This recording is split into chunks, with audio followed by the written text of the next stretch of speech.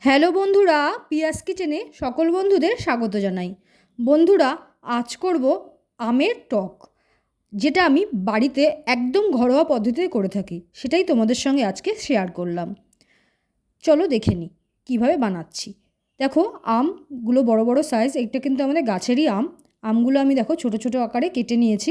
এরপর কড়াইতে গরম জল করে ওটা একটু অল্প পরিমাণ ভাপ দিয়ে ফেলে নেব, কারণ এই আমগুলো প্রচণ্ড পরিমাণ টক। এটা বলে আষাঢ়ে আম।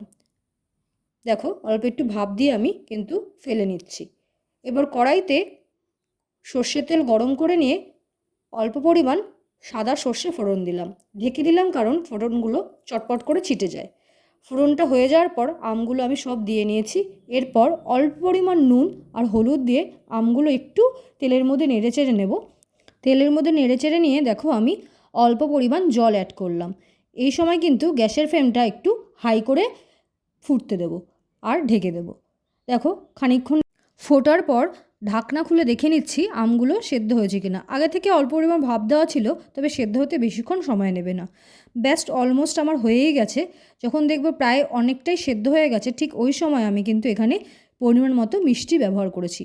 আমি এখানে বাতাসা দিয়েছি, তোমরা চাইলে চিনির ব্যবহার করতে পারো।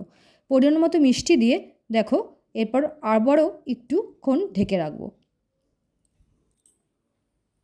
দেখো, ঢাকনা খুলে দেখছি আমার চাটনিটা কিন্তু প্রায় রেডি হয়ে গেছে।